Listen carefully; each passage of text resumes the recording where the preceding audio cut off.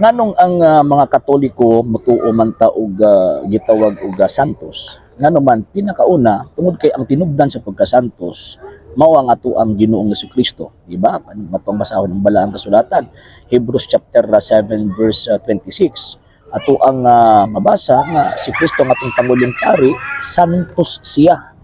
So kay santos man siya, so syempre siya man ang punuan sa gitawag ni ining maong simbahan. So iya yung ipahatag or iya haging tawagan ng ipaambit ang iya hang gitawag og kasanto sa mga tao nga buot ka mutuo, musunod ug mutuman sa iya hang gitawag og kabubuton.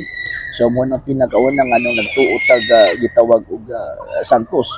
Kat ikaduha nga nung nagtuo man ta og tawag ining santos nga naman kay tinuod gyud nga naay mga tao nga midawat misunod kang Ginoong Jesucristo pinaagi sa ilahang pagkinabuhi, subay sa kabubuton ni Kristo, pagtuman sa iyang gitawag mga pulong, o bisan paluyo sa ilahang gitawag og kamatayon, wala gid nila buhii ang maong gitawag og pagtuo. Mao nang gitawag sila og mga heroes of our faith. Ug tungod ni ana kay heroes of our faith man sila, so nahitabo nga naa sila'y dako nga gitawag og posisyon kumbaga sa ato ang gitawag og simbahan.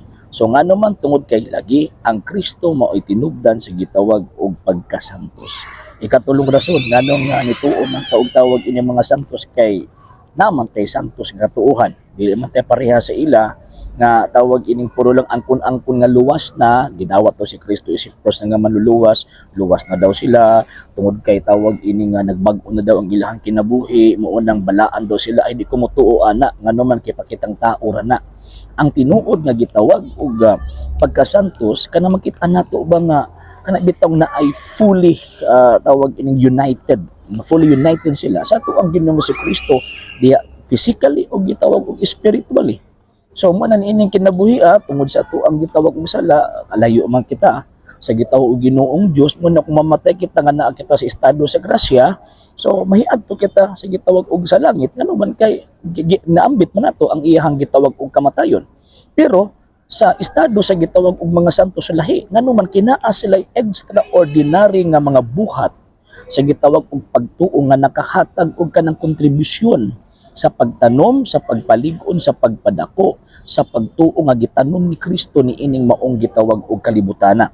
Ug pinaagi nila daghang gitawag og mga tao nga na-convert, nakuha na agni sa gitawag og tinuod nga pagtuo ngano man tungod sa ilang kinabuhi, tungod sa ilang gipangtudlo at the same time tungod sa mga kahibalo nga gihatag Dios dito nila ug ilahang gitudlo sa mga tao nga magsunod sa ato ang Ginoong Jesucristo. So buti pasabot gituo ta gitawag og mga santos sa hinungdan nga diin makita natong ilang kinabuhi. Mahimo nato silang subanan sa ato ang gitawag og kinabuhi. Mahimo nato silang silbi gabayan sa ato ang gitawag og kinabuhi. And lastly, anong nituo ta gitawag og mga santos tungod kay syempre ang Ginoong Jesucristo nagsulti og gitawag og namulong nga sumala pa sa ato ang Ginoo. St. John chapter 17 verse 10 na pinaagi kanila gipasidunggan ako. Sige sama ng kanila mga apostoles pinakauna katong mga nagsunod kang Kristo nagtuman sa iyahang gitawag og kabubuton ug nagpakamatay nagbuhi sa ilang kinabuhi tungod sa pagtuo kang Kristo. So buti pasabot kung nagtuo tag santos, buti pasabot atong gipasidunggan ang Ginoo. Kung nagtuo tag santos atong gipalipay ang gitawag og Ginoo nganuman kay sumala pa niya pinaagi kanila gipasidunggan ako.